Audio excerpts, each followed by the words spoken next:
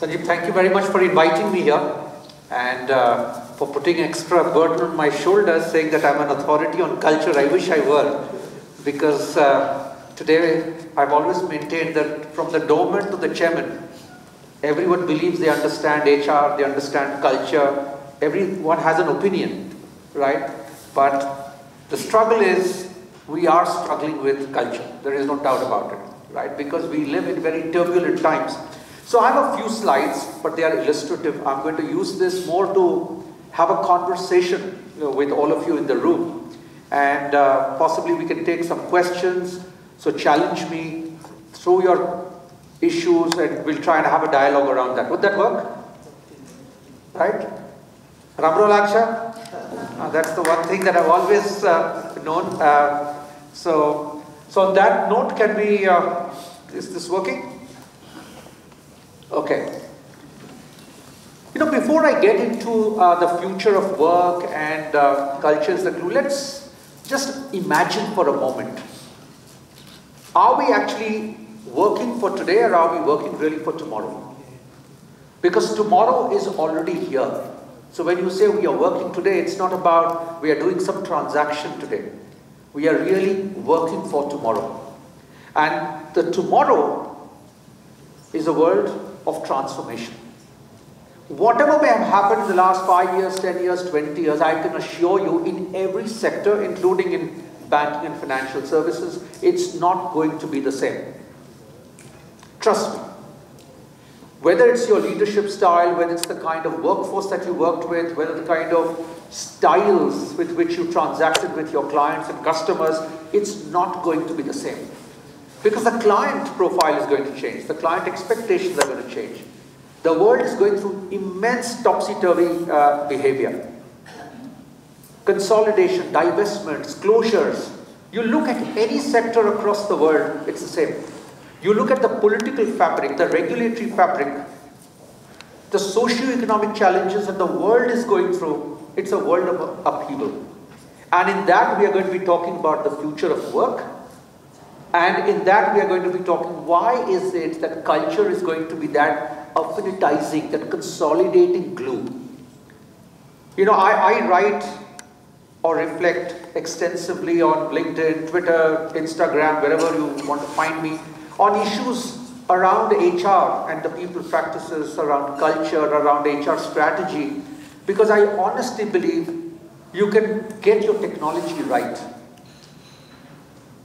You can get your, basic financial wherewithal right, but where companies are failing is really around the softer dimensions.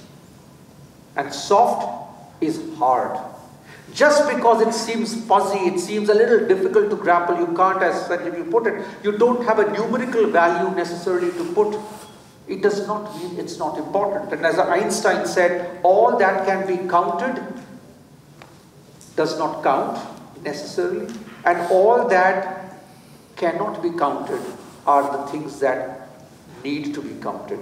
So it is someone of Einstein's stature who actually said this, and culture is really all about that. So first, my compliments to you, Sanjeev and Harlina, for inviting me here and getting a conversation like this happening in Nepal. I can tell you, not many evolved companies across the world, and I travel across the world, and not many groups come together to discuss this. But this is, to me, a make or break reality in the way I see the future of work. Is it making sense? Am I connecting with all of you? Yes. How many of you? Right at the back, so that I know you're awake. All right, thank you. Good. So let's move forward, and I'm referring to some of my tweets because it's easier for me then to pick them up and talk through some of them. So, and you'll give me sense of time, maybe 10 minutes to go, or whenever you want me to, So it says, culture seems a fuzzy word. Its strategic implications can be very black and white. And this is something I regret even boards are struggling with. You look at the composition of boards of companies. You look at the agenda of board meetings. You look at the minutes of board meetings. How much of this gets actually discussed? And it doesn't get discussed because most people don't know how to deal with it. Because they are people who've typically seen numbers, who've seen the quarterly results, who've seen the black and white but the fact is this is so strategically important. So the tone needs to be set right at the top. So what seems fuzzy, grey, ambiguous has huge implications. Why does it have implications? Let me just explain. Maybe the next slide will have a little bit more of that. You see, at the end of the day, there is an issue of a lead factor and a lag factor. And I very strongly believe culture is a very strong lead indicator of what your financial and business performance is going to be. Imagine that you're dealing with your clients. Any client, any industry, in your own industry. How does your client experience you? And how does the client's rising expectations sit with the way your culture currently is organized? We lived in a time when this was the only way we did things. People did not have a choice and they accepted, and even the odd disappointment could be camouflaged. Today people live in a world of choice. We all live in a world of choice. Everything is a click away. I don't know about Kathmandu, but I see my children, and they are in the new generation. I mean, they order from Zomato or Swiggy or whatever else, food which comes to their doorstep in a manner that gives them that instantaneous gratification. This is the world of client behavior. You do not possibly have a second chance. You lose a client, it is very difficult to win the client back. This is the reality of business today. And a lot of the experience that gets delivered, does not necessarily get delivered in the strategy documents that you write, or in the technology papers that you do, or in the regulatory norms that you set. It gets delivered in the experience that we provide. And ultimately, the future of work is going to be a work of experience and an experience of work. And that is a very important thesis to remember. At the end of the day, this is an experience. Either it will be a great experience, it will be a bad experience. But there is nothing like a neutral experience.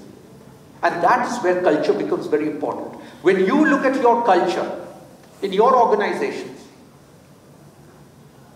what would be that culture? I was doing this exercise some days back with a group of people, and I asked people to individually write, what do you think is the culture of your team? And I'll come to subcultures in just a while. And I said, you've all written? And I asked them, if all of you were to kind of poll your votes, how much do you think there will be convergence? People said, no, we'll all largely be saying the same thing. And guess what happened? 15 people in that team, 15 had 12 different responses. People don't understand what is culture. What is the culture of your workplace? What's the culture of your company? How does culture actually sit? Is culture a discrete reality? Or is it like a flowing river? What was culture till yesterday may not be culture tomorrow. And these are very, very important nuances to be aware of. The culture that we started our careers in will not necessarily be the cultures that we are expected to protect. Many people ask me this question, but it's worked for me so far. We have a great culture. Does it strategically get validated with the reality of changing experiences of your clients? Does it get validated with the needs of, and I think you made that very good, Sanjeev, that allusion, the employees that you will work with. I started off as a bureaucrat in the government of India, and as a young 23-year-old, either you were served or you served. That's how it was. And I came to the corporate world, and I still struggle with a bit of a serve. And my CEO was making an effort for 3 months till I finally migrated. He says, Prabir, I have a nice name, call me Girish. Don't call me sir. And these days I always tell people I have not been knighted by the Queen, nor have I been your professor, so don't serve me. But I'm being very practical, because in today's culture, no youngster wants to necessarily make you feel that you are God Almighty. Now, if you don't change, sounds a very small example, but it is a symbol of changing times. Whether it's your client or your employee, they behave the way they want to behave. And the culture, does it have enough flexibility, enough agility to change? Right? So many a time, Culture is a trap. We believe this is our culture. So, even if it's the best culture, do you question it? Do you revalidate it? If it is still relevant, do you nurture it? Do you nourish it? And if it is not necessarily working enough, do you have the confidence to repudiate it? And we'll talk a little about it in just a while. But it is very important to understand, ultimately experience is what culture delivers. And finally, in the world of today and tomorrow more so, it will have grave business implications. Sanjeev talked about my helping the Reserve Bank of India. Now, it's a massive Reserve Bank, but they're struggling. They have their own share of challenges. Because the new market economics, the new commercial bank behavior, the risks, and therefore the demands of supervision could be very different. How do you change your culture to get greater supervisory diligence? Is it just about writing more policies and SOPs? Does an SOP necessarily answer every question? It's almost like, say, customer experience. I'm sure you have experienced that in your own words. But this is company policy. Sorry, sir, we can't do beyond this. And there are cultures where the guy has the ability to say, we've made a mistake, we are going to remedy it right here, right now. Who do you think you're going back to? Which company is going to be your preferred choice? Very obviously the one that responds quickly. How does this culture sit with the other culture? So the challenge that we have today is really about understanding the implications of the lead and the lag, and the grey actually lending itself to black and white. This is the most important paradigm from boards down to appreciate and understand. And just because you can't measure it on a day-to-day, hour-by-hour, week-on-week, quarter-to-quarter basis does not in any way take away the strategic implications of culture. Make sense? Yes? Yes, good, thank you. So keep me going. Let's look at the next bit, and I'm going to talk a little about the future of work. You know, it will vary by industry, by geography. Your own company might be at a certain level of existence, and it may be migrating to a new world. I believe that the future of work is not going to be incremental. It is going to be even beyond adjacency. It is going to be transformational. And that will be largely enabled, and I saw that there's a session towards the end of the day on digital, where maybe there will be a discussion more at length about it. I believe digital is going to disrupt organizations. Digital is going to disrupt business models. Digital is going to change the nature of employee-employer relationships. Digital is going to change the way you experience a customer. The customer will reimagine a service that he or she is not able to conceptualize today. That is what's going to happen. Everything is going to be different. I haven't gone to my branch, to my bank in person for years. Everything is done on my mobile phone. If it's not on the mobile, nothing works. In my company, it's an 84-year-old company, paper and pen reality. First 8 months, I have moved everything to digital. If it's not on the mobile, it's not there. 84-year-old to an 8-month shift. Possible? I've done it, so I know it works. At the end of the day, if you cannot convert everything to being available, which is instantaneous, real time, you're not living in a world that is coming. The future of work is really going to be about looking at different kinds of intelligence enablement. Either it is about just minor improvement to what you do. It is about enabling a service which never existed. All of us know about Uber. We never had shared, we had public transport in one way, but we never had shared cabs. We never had, we moved from GPS to shared cabs to possibly tomorrow, intelligent cars. You will not need to drive cars. What's going to be changing? What therefore happens to employment? If you look at the World Economic Forum survey, by 2020, 7.1 million jobs will disappear. It is disappeared. 2/3 of them are going to be white-collar jobs. It could be you and me. This is the speed, and I think it's a very conservative estimate. The entire experience and the entire employment fulfillment, therefore, the skills that you will need will be very different. I talk to a lot of people and I ask them, senior line leaders, tell me in your industry, in your line of work, imagine the next 5 years. And people are not able to visualize. What would change? Would you have robots in banks?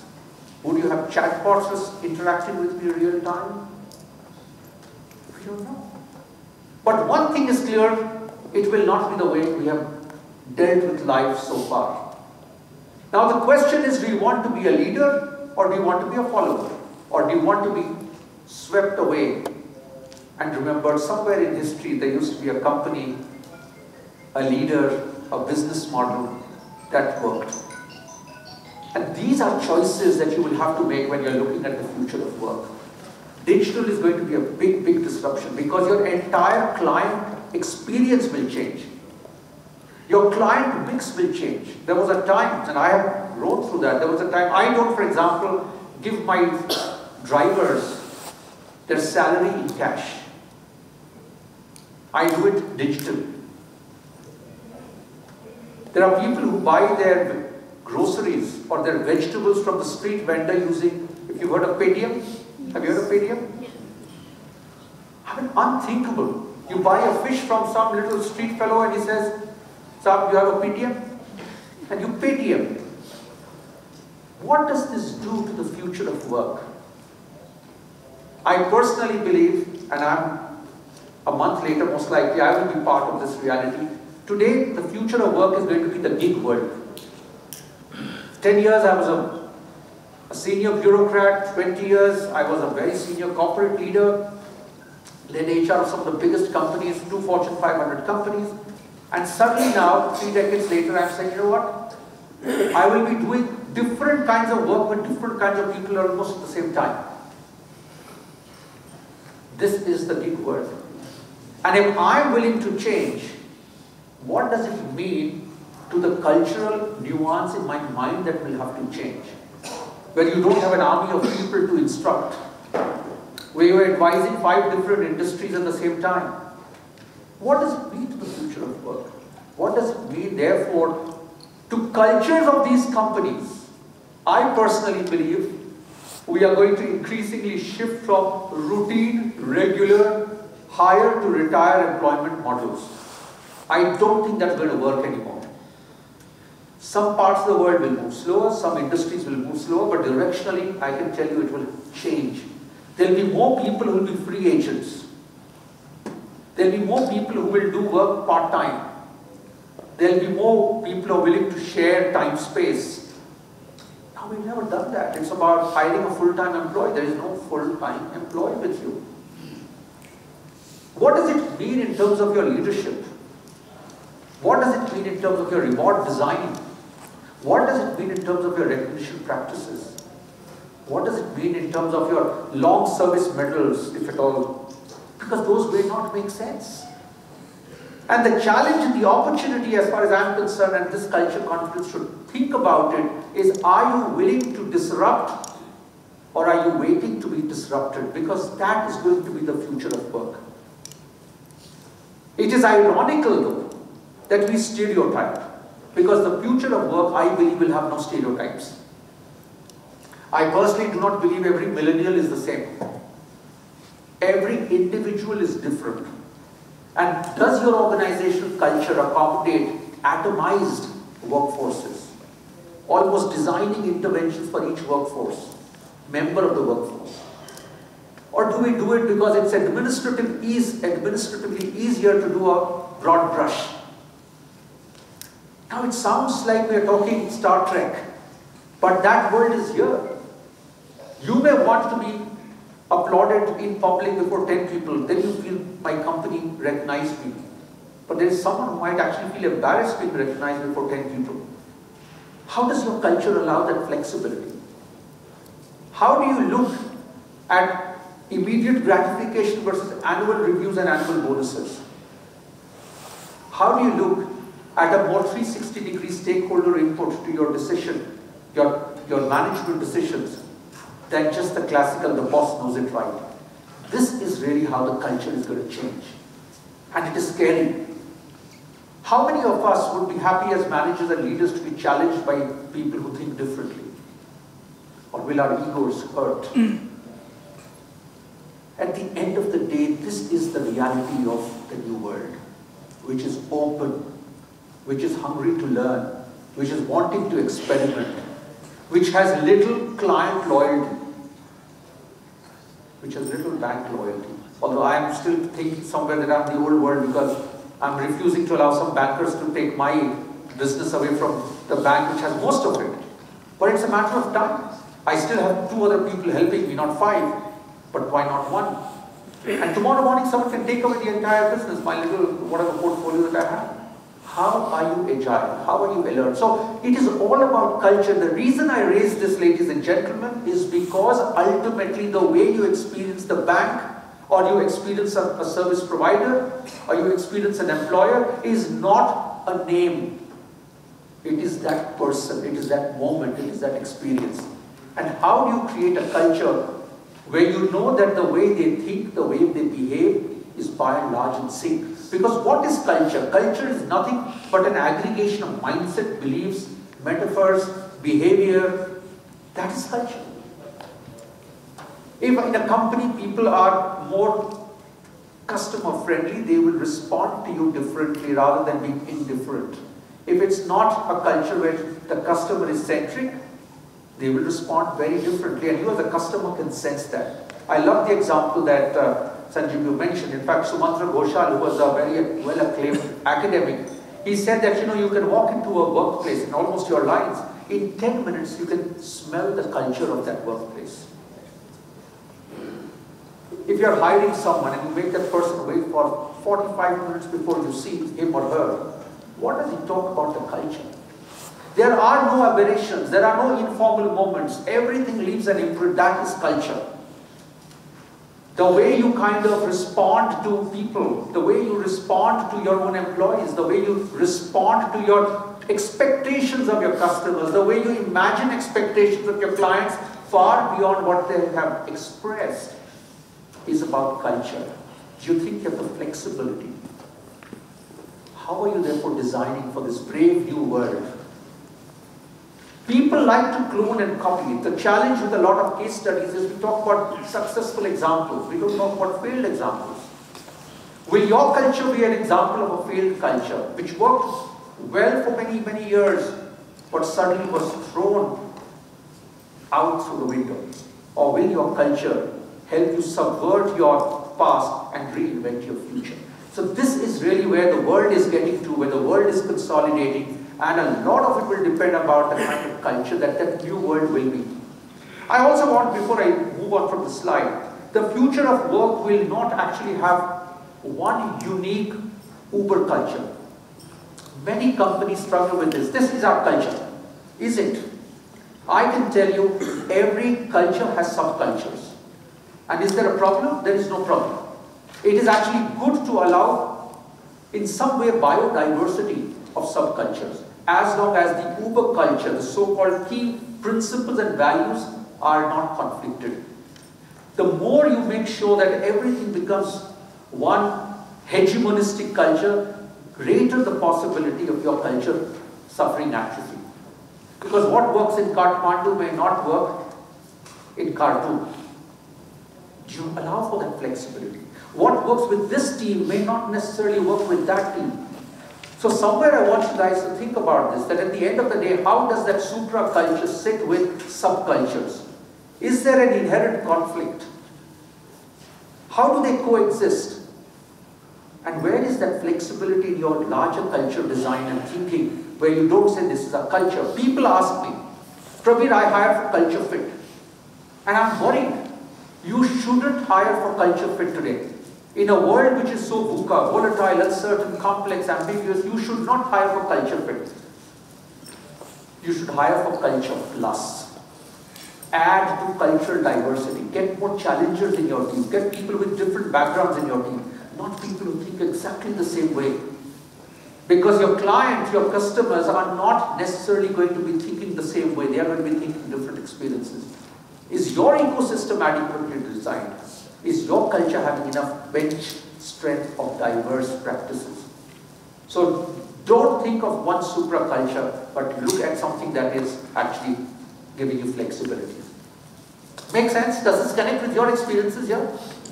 Right? Because the new generation clients, the new generation employees are going to behave very differently than the ones who've been here 20 years, 30 years. So culture matters. At the end of the day, culture matters because it directly impacts performance. If you look at a McKinsey Organizational Health Index survey of 1,000 companies, the top quartile high culture companies delivered 60% better shareholder value returns than the median and 200% more than the bottom quartile. This is therefore not soft, it is hard. Except the metric follows. It doesn't happen every month, every week, every quarter. But this is the reality of why culture is so important. It's not just about a soft HR issue. This is what possibly matters the most. This is the only thing which sustains you. You can have a one-off quarter or one-off year, but something which sets you apart, consolidates your reputation is culture. It is also very important because at the end of the day, competition can replicate almost everything. They can replicate even today your talent. Earlier we thought talent was possibly unique. They can pick your top 20 guys. What's the company if your top 20 guys leave you tomorrow morning? But that does not mean that tomorrow morning that new company actually becomes a new culture overnight. If your cultural foundations are strong, you'll be able to again replicate, you'll be able to co-create. But the fact of the matter is culture has become today the most sustainable edge that a company can possibly expect. If you are a high-performing culture, if you are a high-enabling culture. And I'm not saying that there's anything right or wrong about one or the other. You can be Amazon, possibly the most happening company in the world. Some people will love that culture, some people will hate that culture. Its work practices, sometimes people say, are almost slavish. But it's the most happening company in the world. It will attract a certain kind of people. It will also serve a certain kind of client base. Some other companies might be very different in culture and will attract a certain kind of employees and certain kind of clients. Choice is yours. What is your strategy? You don't have to be an Amazon as an example. You don't have to be anyone else. But is that valid and relevant for you? And this is therefore an issue which the boards must periodically check and validate. That the culture that helped us get us to this point, is this the culture that will sustain us even for the quarters or the years ahead?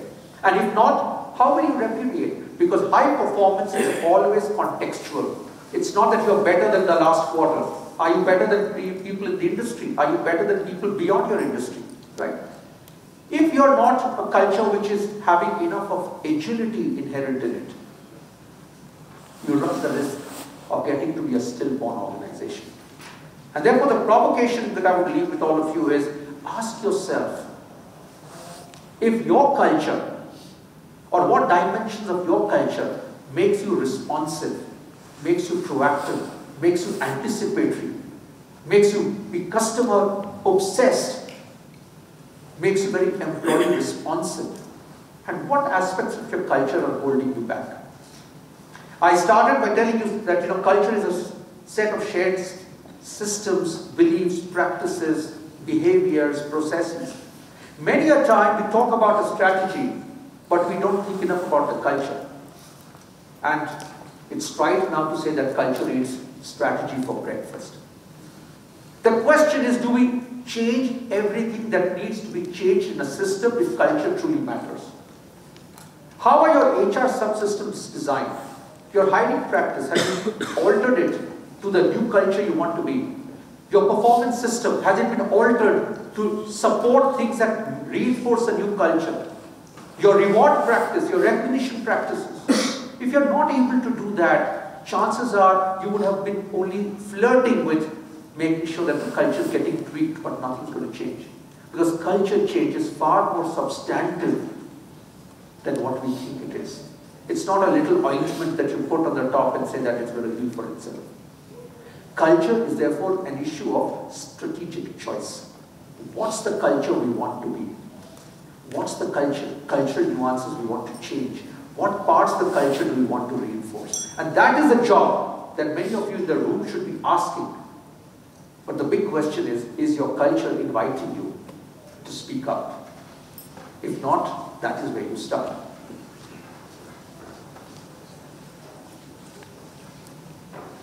So this is really in some way another capture of what I have just said. Culture cannot be bought off the shelf. You need to manicure it. It is the best intangible investment for a strong brand. Whether it is a customer product, customer service, and employee experience, today's business is about the brand. You pay for the brand. Products are typically generic. But the way you experience that product, the way the service is delivered, each time and every time creates a brand. An employer brand, a product brand, a service brand. And culture is the real bedrock on which it is built. So for example, if you have McDonald's anywhere in the world, standards are the same. The service agreements are the same. The experience is the same. So when you say that I had a McDonald's burger, you know you had a McDonald's burger. The experience was the same. Now imagine how you replicate this across the world. Ask ourselves this question in our own industry, in our own companies. Would our experience in 2 branches be the same? Or would it depend on the person who you are interacting with? And the challenge therefore, the strategic challenge is, how do you make the process almost mechanistic, but the experience most individualized? And this is the big challenge that culture really brings to the table. The process and systems have to be scalable, but the experience has to be customized and individualized to stay relevant. And this is a big problem for leaders and managers. So when I look at things around brand, ultimately for me, the refrain is about quality of leadership. What's the leadership? What's the leadership's understanding of culture? You typically, I have asked this question many a time in many of my sessions with people. How much time does your board spend discussing, reviewing the culture of a company? Is it the last agenda item, if at all, once a year? Maybe it's retreat. If that's the way you treat culture, you are no surprises, you're going to get the outcome that you deserve. I had the opportunity of being the CHRO in a company which was going through a huge transformation, and the chairman of that company, every Monday we had our executive meeting, and 80% of my time that I spent there, it started with HR. It started with culture, it started with talent, it started with leadership. What do you think is the tone that it sets? In your own teams, do you talk about this issue? How do you think people are feeling? How do you think the customers are feeling? Have you ever done a deep dive? If this is what the customers are telling you, what really is the real why of your problem? If they are happy, why are they really happy? And then can you actually accentuate your force multipliers, which will typically be cultural levers? If you're having attrition, why do people leave? Why do people stay? And if people stay, is it good or is it bad? Because some cultures become still ponds. Whereas I believe cultures in your companies should be like flowing rivers. They should have distributaries, they should have tributaries. People leave. You get fresh ideas. The culture is always alive. So culture has its great pluses, but it's a trap. Sometimes it is used to defend the past. And one of the things that in a culture confluence, the kind that you guys are going through, you must remember, you must be very proud of your past. But you should never become a prisoner of your legacy. And culture change, and in the larger context of what we talked about, digital disruption, about the globalization that we are seeing, about the changing employee demographics that we are seeing, culture must fundamentally and always remain a flowing river. And ask yourself this question: if you were to critique your culture, is it adequately alive? Is it adequately active? And if not, what would you change? What would you bring in? And if you go to bring in, you'll start with talent, you'll start with changing leadership. Because if you have the wrong leadership, just putting some new posters on the wall are not going to change the culture. Look at your entire hiring experience, hiring practice. Look at your performance management systems. Your recognition programs. What do you recognize? Are you recognizing the old cultural behaviors or the new cultural behaviors? So they have to be a very strong strategic choice about what you will throw away, what will you repudiate, and what will you retain. And doing all this, companies actually reinvent themselves and reinvent themselves for a more secure future. Because ultimately, this is really where life is. So I am going to be, possibly this is one of the last slides that I have. The future of work is going to be less about the left side of the brain. Because that technology will ensure you will get delivered. And everyone will have access to that technology. A huge part of where we experience the creativity, the reimagination of your company, of your services, of your experience will happen, will be here. Culture of empathy. People today want empathy. They don't necessarily want you to agree, but they want you to empathize. This is my point of view. This is how I feel. Are you able to empathize with that situation? Are you able to put yourself in that person's shoes? Does your culture have a strong tick on empathy? Do we empathize with our clients? Their problems, their issues, with our employees, our issues, with our partners, other stakeholders. This is important. Is your leadership adequately empathetic? If they are not empathetic, oh, this is a problem, I know they are cribbing about it. They are not empathetic. How will you change that culture? Second is creativity. I believe the millennials are going to value a lot of this. And the future of work will rest a lot on creativity. Are you reimagining something which one has not thought before? Is it too far ahead of its time? But remember, culture is always about reimagination. Otherwise, it's all about defending the past. How is your culture ensuring creativity? Even including the banking and financial services. I know there are regulations, I know there are controls. But how can you remodel your business to give a different experience to your end customers? The way you serve your customers, the way you look at your own people. Do they feel that they have an opportunity of thinking different? When you, let us bring an HR dimension, how much of the organization can be co-designed by employees? When you redesign a policy, does it come from the top management or HR? Or can you invite your people to help you redesign your systems? It's all about creativity. Allow people their space. Allow them to do that.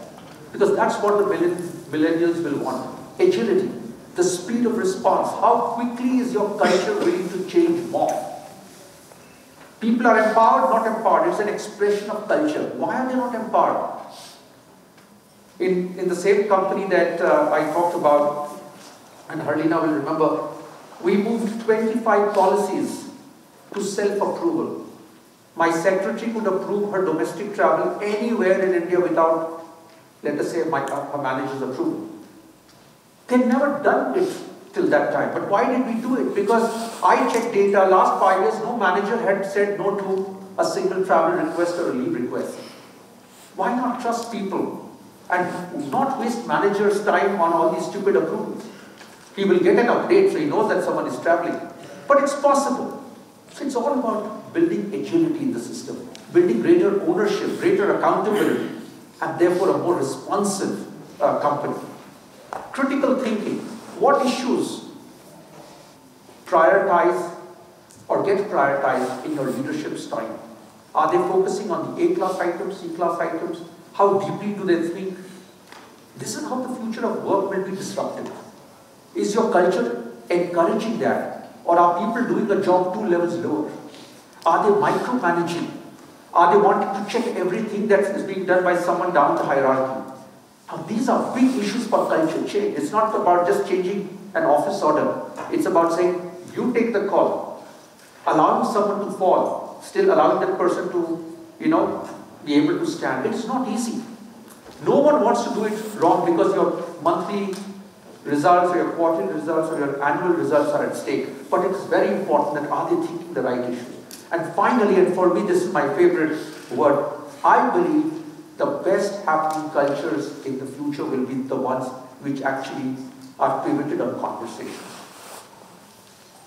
Two people converse, diets, one-on-one, small teams, large team to large teams. Are there enough conversations in that company?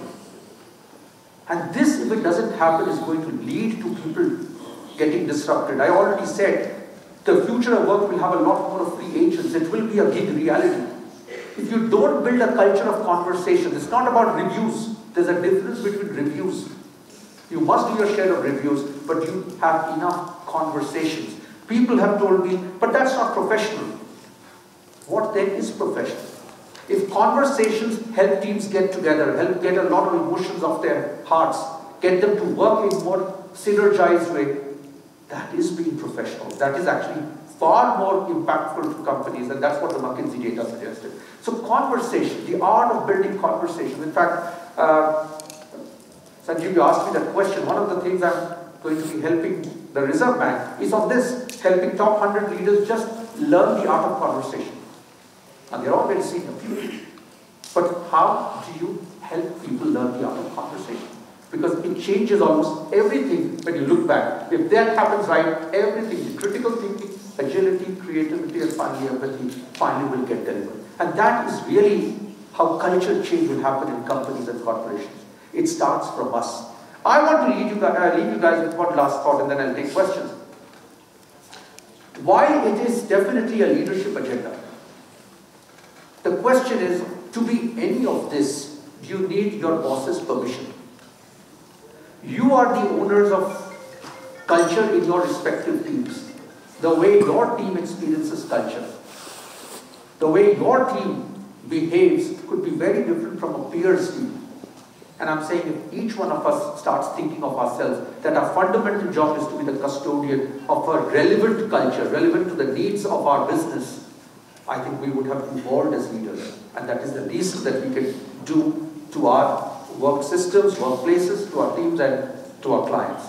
So that's where I think I'm going to be leaving the session. You don't have strategy, need not be a prisoner of your current culture. If your strategy is different, your culture will need to change. Repudiation must then be a conscious, strategic leadership choice. I think the time has come for the agenda, like you guys are doing, to put the agenda on the table. It is about making very sharp strategic choices. What is the culture that we are, if there is agreement? What is the culture that we need to get to? What is going to be our roadmap? What are our milestones? What will we keep? And what will we repudiate, throw away? It may have served its purpose.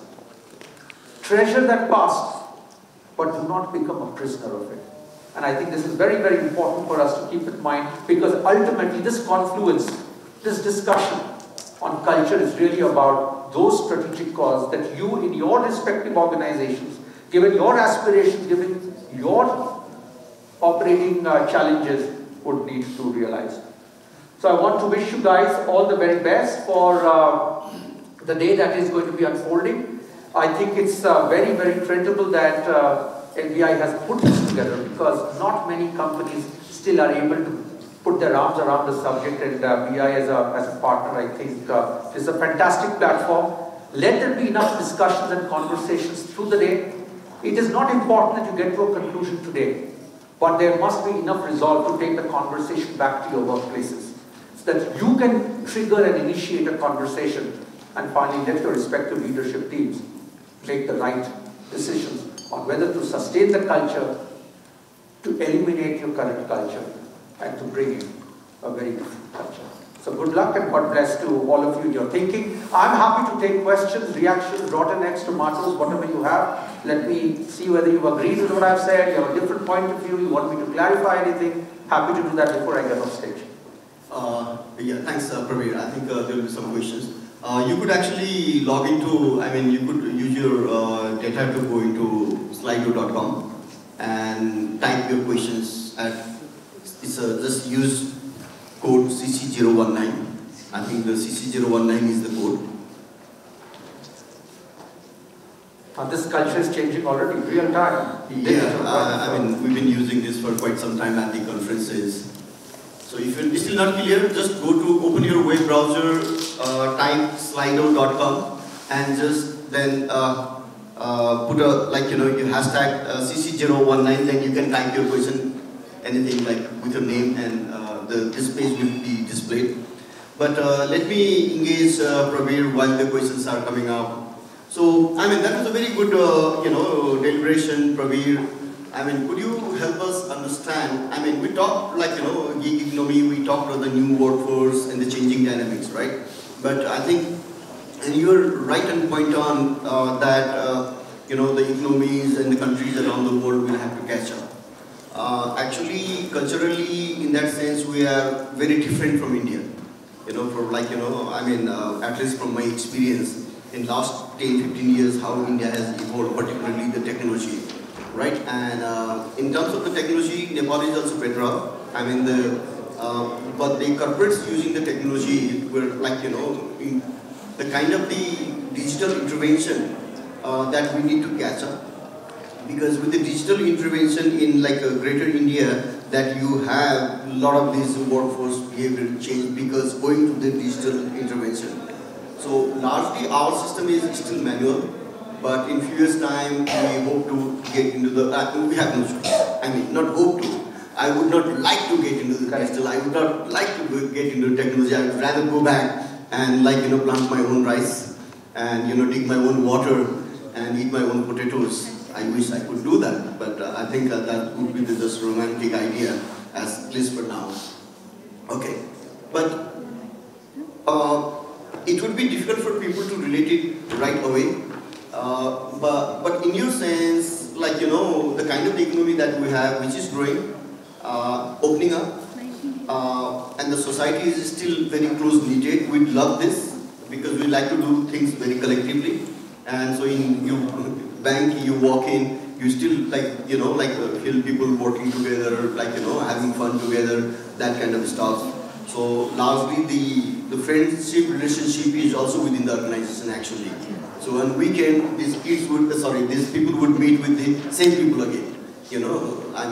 So largely at least at the the younger generation level. So now the challenge here is, the culture. How do we now bring back the culture as a strategic discussion right at the top and as a #1 priority? So who should initiate that, right?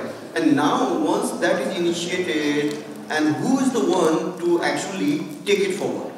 Is the HR? And how does the HR does it? Is the line manager? How did they do it? Over to you. Great question. So thank you, Sanjeev. So first, it's no sin, it's no crime. It's a sign of a great culture if you're bonding together at the workplace. You're bonding even over the weekends, because typically in many cultures, people don't want to see the guy beyond their work hours, right? So if that's what's happening here, it's great. The question that I would have first on that would be, if it is actually helping you stay ahead of your challenges, you're grappling with every opportunity that is coming, and it gets you to work together, it's a great situation, do more of it. The provocation I would have is, where is the nudge coming from? If you're meeting the same guys every day, 7 days a week, who is thinking different? Who is challenging? Are you learning from any other company? Are you learning from any other industry, even within the same ecosystem, right? The challenge of becoming a little over-familiar and over-comfortable is, you miss the gorilla in the room. And that is dangerous today. Because the way I see disruption, before you know, you don't exist. Before you know, you don't exist. And your challenges will come not only from your company, your industry, or an adjacent industry, it will come from an absolutely different industry. And therefore I would encourage, just to your point, Sanjeev, of widening your network. Learn from people that you don't typically interact with. So if you guys are all bank guys, meet people who are not bankers. Ask them what's happening. What are their challenges? What are their issues? And if there are some cross-industry platforms, encourage that, because that's the way we learn. My wife has just joined us a little while back. She's sitting here. I mean, she's the digital person, right? That's what she's done. That's what she teaches. And she and I have always gained, because a lot of what she tells me, I draw lessons for my HR thinking when I come to work. But imagine I had just an HR spouse, we'll be talking the same thing.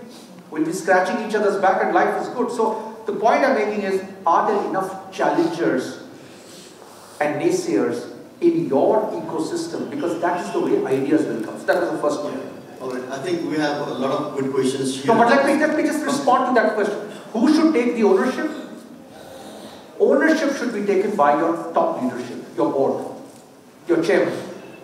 The challenge is, the chairman is also a human being. He has 25 things to worry about, right? Who is the guy who is being the Rajguru to the chairman? Who is the challenger to the chairman? And that is where I believe the CHROs of companies have a very important trusteeship role. They have to challenge, they have to promote, they have to show the mirror, because HR is the best friend and the best critic and the worst critic of the chairman or the CEO. Right? So you are suggesting HR should not be the yes man? HR must not be. I mean, it's my very strong... So this is food for thought for all the HR leaders sitting in How this many are the HR guys here in the room? So one of my big criticism of the HR function is, don't get too cozy with your chief executives. Yes. The issue is, they are not your customers, they are your clients. And I say it emphatically, customer is always right, the client may not always be right. Your job is to coach the client to see what he or she is not seeing or is missing, right? So you are the trustee, but it must be owned and sponsored by the chief executive or the chairman of the board. So that's the question. Alright, so let's take some of these questions. I mean, there's really million-dollar questions, but we do not know who are the owner of these million-dollar questions. Because in Nepal, they don't like to own the, we're giving actually, as a reward, some $1 million, but they don't like to identify themselves. But anyway, okay. Can I just keep responding to that? Right. So is culture truly your leader's mind and soul, or just nice talk? If you ask me very honestly, it's a mixed bag. Many leaders are just walking they're talking the talk, they are not walking the walk. Right? So there is no doubt about it. But the good news is, there are some people who are trying to walk a different talk. They are actually trying, and it's tough. Logical moments when there is a change in leadership, even if it's a promoter, change in the promoter's generation is an opportunity for change. M&A is an opportunity of change, right? Board composition is an opportunity of change, right? A new CEO, professional CEO is an opportunity for change. So is it happening? Yes, it's happening. Is it happening wide enough and deep enough? The answer is no. And that is why, back to the responsibility for HR. HR's job is not about transactional responsibility anymore. I don't, at least in my many years in HR, I don't think any chief executive, and I have had conversations whether your payroll has been run okay or not, or whether some deductions have happened. No one has talked like that. I think HR will have to push, but the honest answer is it's a mixed bag, it's work in progress. How do we understand the culture and DNA? What are the tools for it? There are different exercises. You can do a culture audit. You can outsource it to firms which can do a culture audit. For all you know, talk to Harlina, she might be able to come into your companies and help you do a culture audit. So there are tools, there are a set of questions. But otherwise, even if you do a simple Gallup Q12, which costs no money, you go to Google, type Gallup, GAL, Gallup is not paying me for saying this, but 12 questions. It takes less than a minute to answer the question with a yes and a no. Just tally mark it, do it every quarter to give you a sense of what is the cultural feel in your teams and in your companies, right? So there are ways of doing it, but there are companies which can do it. The easiest way of doing it is to actually do honest town halls. I don't know, Arlena, can you give me some water, please, a glass? The challenge is that, are there enough effective town halls and conversations in an organization? When did your CEO or chairman last time do a town hall? Where he was not telling, he was listening, right? And so town hall is not about preaching. Okay. Listening. And listening by listening CEOs, the topics you should listen from the people, right? It's a two-way street. It's not about him to tell you, it's about him or her to listen to what you're saying, right? The other linked issue is a tool. For example, a room like this. How many of you would raise your hand and say, this is a question I have, or this is a disagreement I have? That tells you a lot about culture. If it's silent, you go to countries like Korea, many times the reason to go to Korea, people don't speak up in a town hall, but it's part of the national culture, right? They don't question the leader. But the organization has to understand, either the leader knows best. I call it the paternalistic model of leadership. Papa knows best. In a Stalinist status quoist reality, it worked because that was experience. But today, maybe my children know better than me. I don't know. So that is how you could do it. But and the last suggestion I have is you have someone like Arlena or me to be a little fly on the wall. I ask people, and the HR guys, again, it's an invitation to you. I tell my HR teams, you are authorized to walk into any meeting. You don't need anyone's approval. And let no one tell you you're not needed here. Just observe what I call the sociogram of a meeting. It will tell you a lot about the culture of a workplace. What's a sociogram? When this guy talks, who are the guys who smile or frown? Who are the guys who nod? Who are the guys who smirk or roll their eyes? It tells you a lot about the culture dynamics and different combinations of things. So there are many, many tools and techniques, but if nothing else, you do the 5 dysfunctions of a team. I'm going to read that lovely book by Patrick Lencioni. It's got a set of questions. Do that exercise. It doesn't cost much money, but you will get a flavor about what the culture is. Where have you seen the best culture? I don't think there is a best culture. From the morning I've been trying to tell you guys, culture has to be contextual. Does it help you today? And will it help you tomorrow? And the important thing is to be honest about answering these. If it continues to help you in the way you visualize the future, good luck. By all means, do more of that. But if you think something is broken, something is missing, challenge it. And does your current culture allow challenges in the system? And that is why don't hire for culture fit, hire for culture plus. So there is no best culture. Anything which makes sense to your organizational interest, whether it is your end customer, your stakeholders, or your internal communities, and you're able to align the so-called difference of expectations, it's a very happening culture. So there is no one culture which works. A Standard Chartered culture may be great for Standard Chartered, may not be good for any other bank. But you have to ask yourself, if there's something good that makes sense to you, pick it up. If it's not, throw it away. That's really my answer on that. What are the dimensions to link the culture shift and transformation with day-to-day workplace? The day your daily works happens, that is what makes the culture of a place. A process, system enables. Leadership talk supports, but it's your day-to-day behavior. There is no point talking about, we want to be a very free workplace, right? Because when you go back and your manager says, don't talk back to me, that's the end of it, because his appraisal nowhere has an element about his not behaving the way in which you were expected, because he met the numbers. That is not a metric or culture that will work. Could you please provide examples of great work culture from your personal experience working? You see, parts of culture in any workplace has impressed me, but not everywhere. For example, some companies are very collegial. The question that you almost raised, that everyone is together. It's very nice. If you have great friends at work, it makes it much easier. But at some times, it creates groupthink, which is dangerous. It can be suicidal for a company, because no one is able to pick the little blind spots, the fault lines. So my personal view is that I have seen nuances of great culture, but I would be a little shy of saying this was a great culture, because it made sense some time back. But like I worked for the Tatas, I think they have a great culture historically. So an uninitiated view will be, oh, Tatas have a great culture, right? Because it's a nice place, philanthropic, nice people. But is it necessarily the most meritocratic setup? Is it necessarily the most future thinking setup in today's time? May not be. So the question again to ask is, what dimensions of culture are great, as relevant, and what dimensions are not great? Does value drive the culture or vice versa? Both feed off each other. I believe values, it's important to understand, they are not moral science values. Many a time when people talk about organizational values, they believe integrity is a standard moral science value. Of course, these are business values.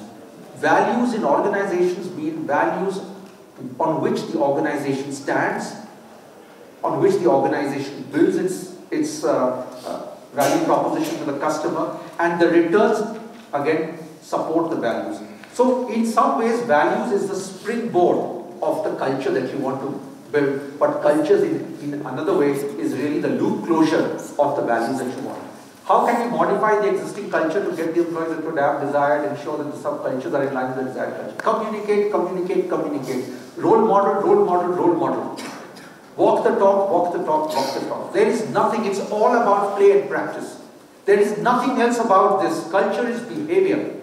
If behaviors don't change, they don't. Why don't you do an exercise with me? Why don't you guys raise your hand? All of you, just raise your hand. It's a good time to do some yoga, right? Raise it high up. Don't be bothered about, yeah, this is Harlina's photo moment. Everyone's holding it right, awake. Can you put it together now? Clasp it together, tight, and as high as possible. Straight, stretch your health measures. Not like this. Hold it tight. Everyone's feeling good? Get me a loud yes. Yes. Ah, very nice. That's better. Now, follow instructions. This is a command and control culture for the next 20 seconds. Try and put your thumb the other way now. Not the normal way, just the wrong thumb on top. The wrong thumb on top. Everyone's done it? No cheaters in the room? Everyone holding it high and tight? How are you guys feeling? Honest guys? Anyone in the room? How are you feeling? Uncomfortable? Someone has put his hands down already? Pain? Different? Weird. Unusual? Weird. Weird? Alright, put it down. Harlina's taken. That was for Harlina photo. A simple thing in the way we hold our hands and we try to use the wrong thumb. 20 seconds and we put our hands down. We are trying to talk about changing culture. It is not easy. You've got to do it and do it and do it. Celebrate all the positive moves, even if they are small. Support it, positive, talk about it, celebrate those people. All the things that worked in the past which are not things of the culture you want to do, reprimand them. People observe what is supported and what is denied. And people then start role modeling. So it's all these little things. Keep doing it, and one day you'll realize that it's not as painful as you thought. How do we persuade a management team or a CEO or a boss that to go with the flow of the new world, new culture? If you have come to the corporate world, the only power, the only competency that you should be a master of is the ability to influence non-reporting relationships. There is no other competency that works. If you can be a master of influence, you will get that there. But how do you get your influence? One, build credibility. What is your own credibility? Why should anyone be influenced? Forget your boss, CEO and whoever else. Why should anyone influence? What is your own credibility? What's your track record of delivery? Do you have the ability to look him in the eye or her in the eye? Can you speak up? If you can't speak up and you're a little mouse in the corner, you can't get anyone to change. What's in it for you? You should not be doing it for your personal political gains. And yet, in management, there's a term which I call power, influence and politics. Politics, people say, I cannot manage politics. If you can't manage politics, don't be in the corporate world. Politics is like cholesterol. Good cholesterol, bad cholesterol. Good politics, bad politics. You have to be the master of good politics. Not for your personal gain, but the ability to influence. The ability to know which skirmishes to lose to win the larger war. Right? That is judgment. Right? So a lot of these things are important, but most important is your own personal conviction. I have found that if you are convinced, if you are truly convinced, and if the power of positive belief, you will finally influence and change anyone. And there comes a time when you say, do I cross the Lakshman Rekha or I don't? And my tip is, you must cross the Lakshman Rekha. Then only change happens. By going close to it and coming back, change does not happen. Then you continue to be old boy. How can we balance the right person for the job versus the right person for the culture? Very clearly. Getting to hire for skills is the easier job. Let me give you a little story. I was recruiting from a top engineering college many years back, and I had a line colleague of mine, and the person finished the technical assessment, etc., and then asked the most important question of the interview. And the person asked the student, this candidate, do you play any games? And the person says, yes. Which game? Cricket. I said, oh, okay, very good. And the guy went out and he said, Prabir, great candidate, great team player. And I said, from where did you get this data? He says, I asked him, he plays cricket. Now you see how erroneous it can be. At the same time, I was sharing in the morning with someone over tea. And I said, in today's world, which is so shocking, someone says, I want candidates with 15 years, with 20 years of experience, and HR is giving me profiles with 15 years of experience. And I told this very senior colleague of mine in this company that I work, that all right, take a paper and pen and write down 16, 17, 18, 19, 20. And now against that, write down what would have changed in the year 16, year 17, year 18, year 19, 20. Guess what happens? Nothing. Hiring for skills is mandatory. But if you don't hire for the right culture, and whatever that culture is, you want to get a guy who's a challenger, hire for that. You want a guy who's a conformist, hire for that. Whatever is your strategic call on culture. But if you want your culture to change, and you want to get more of diversity in the culture that is there, you must go beyond hiring for skills.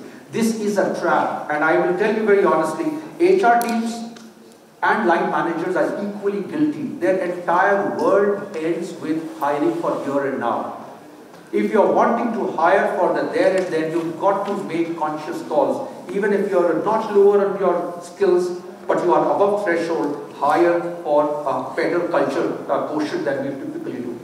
What is the best way to start a good culture or change the culture to smoothen the organization? Call it out.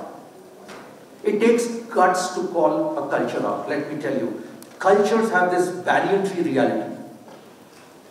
They have big iceberg reality. You know, you see only a bit at the top, but you don't know what is really hidden. It's very difficult to change a culture. If older setup, it is more difficult because the company has survived 10 years, 20 years, 50 years, right? It's difficult to shake that up. But in my experience, cultures have changed, companies have changed when you fundamentally start asking the right questions.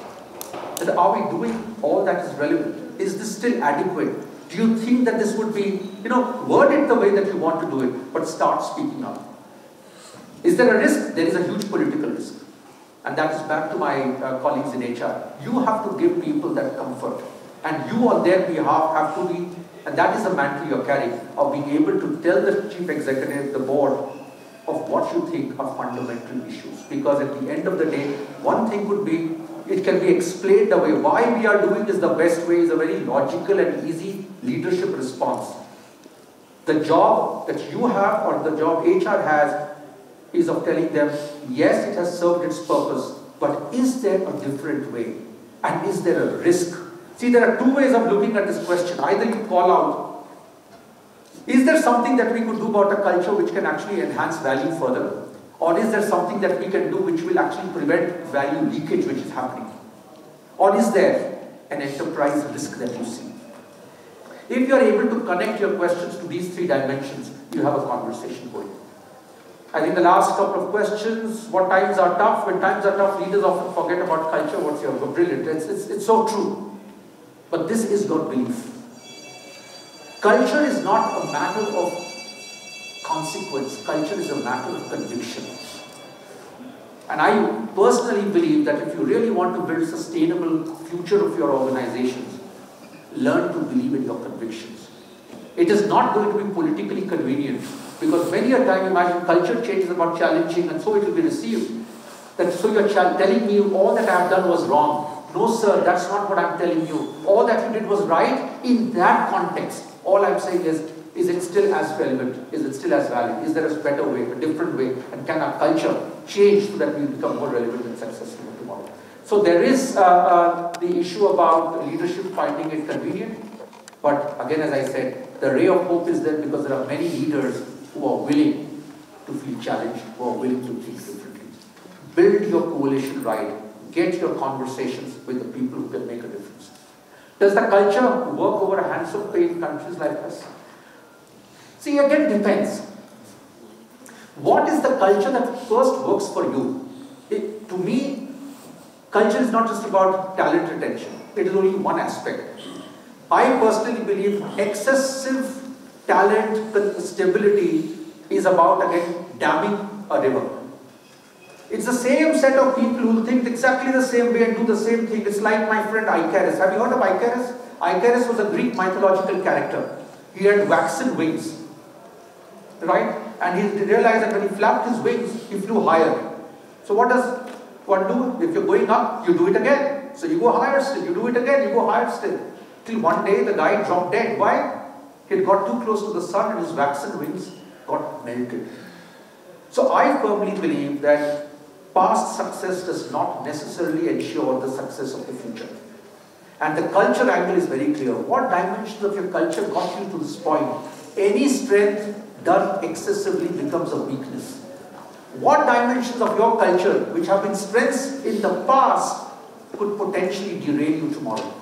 So when you do enterprise risk thinking, if at all you do in your companies, you must spend some time. People will talk enterprise risk from a very hard, process, numbers perspective. One of the big issues of enterprise risk is culture.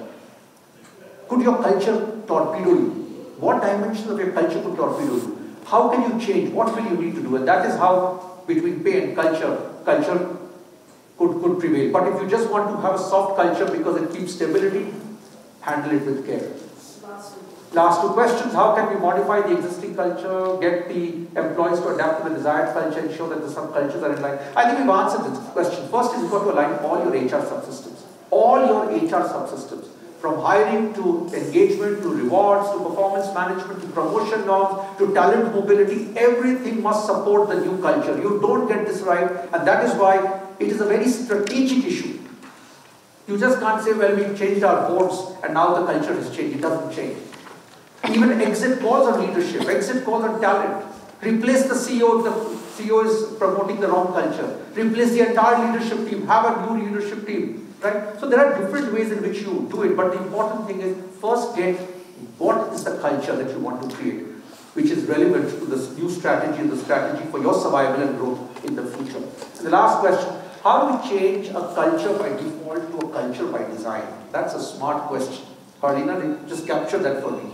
It's a brilliant question. I'm going to follow me. I'm going to blog on this. I'll need to think a little more about that. But my top of the mind thing is some cultures by tendency are more agile. They allow a lot more questioning. And if you create a culture which is more open to being challenged, openness, newer ideas, you almost by default set that as the situation changes, the culture will adapt and change. It's a default mechanism. But to me, it is really up together and realizing that change is not easy, culture transformation is not easy, but the fact is, it is not impossible either. So good luck with your thinking and all my best wishes for your doing.